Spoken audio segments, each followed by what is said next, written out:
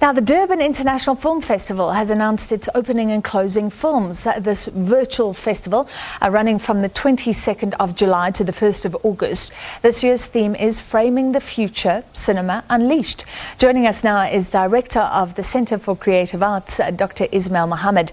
Dr. Mahomed, thank you for being with us. Tell us about the opening film, The Eagle's Nest, and the final film, apparently an autobiographical documentary called Threshold.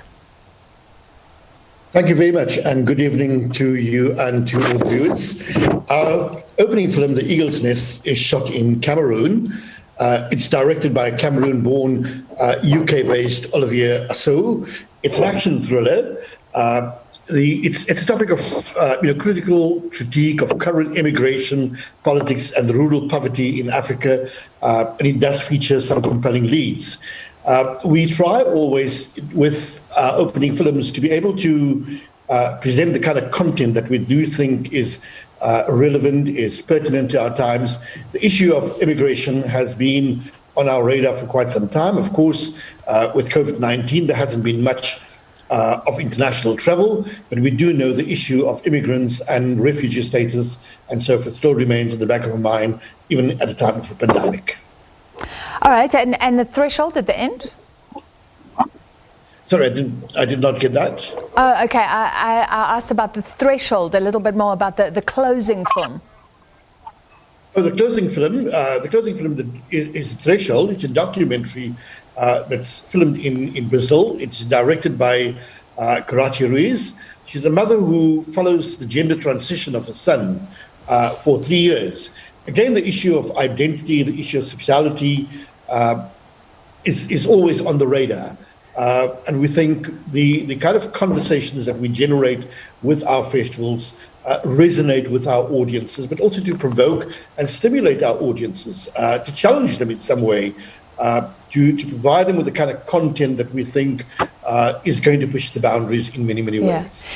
Is that a reason to join virtually? Maybe this isn't escapism. It sounds like these films are dealing with serious and current events, but come to be challenged.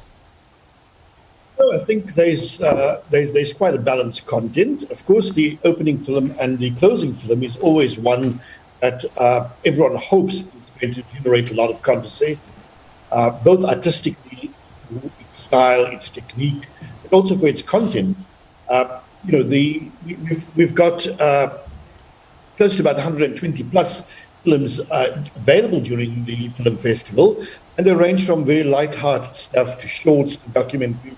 But I think anyone who wants to find the kind of content they're looking for will be able to find the kind of content from that wide and very, very diverse selection that we've put forward.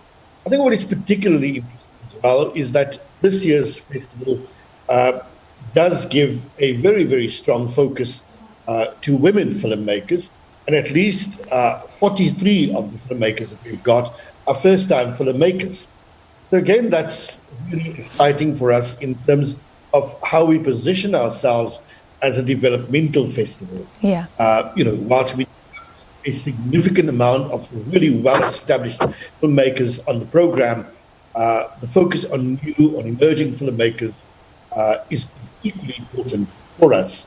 Also, just the diversity of voices that we do present on our festival. Yeah. Doctor, the allure used to be going to watch interesting films on the big screen. A day out at a film festival, you could watch quite a few. This is a virtual festival. Are things different from how they used to be? You could get yourself popcorn in your own home and sit in the comfort of your lounge or your bedroom, wherever you are. You simply have to sign into our website, and you're able to download any of the movies that we have. All of the movies are available for free. Of course, there's the issue of your own data, but there's no cost for watching the movies. After having downloaded the movies, you at least have 2 days in which to be able to watch it.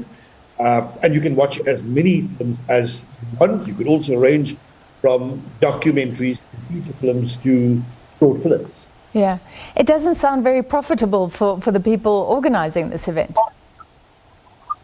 we're a subsidized festival, and our greatest focus is to broaden access to cinema.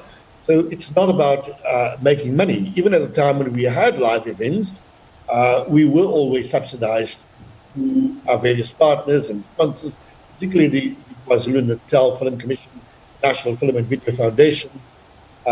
So we use our sponsorship to be able to create the greatest deal of access for our audience, and to be able to provide them with a 10-day film festival with just over 120 movies that you can watch at your own leisure at any time is an incredible treat. And what we have found over the years is that first-time audiences who join us stay with us simply because they have this incredible choice of what to watch. And the great thing about festivals is that you often end up watching films that you would never see in your local cinema circuit. It's the kind of exposure to new content that comes from other parts of the world. You can probably watch about 8 short films in the space of about 2 hours. Sure. And those are all wonderful that a festival offers. All right, saying that the Durban International Film Festival is an incredible treat, and it certainly sounds like that. Hook in the 22nd of July to the 1st of August. It'll run, and some details have now been released about the films, certainly the opening and closing films, and a lot of great content in between. That was Dr. Ismail Mahomed, Director of the Centre for Creative Arts.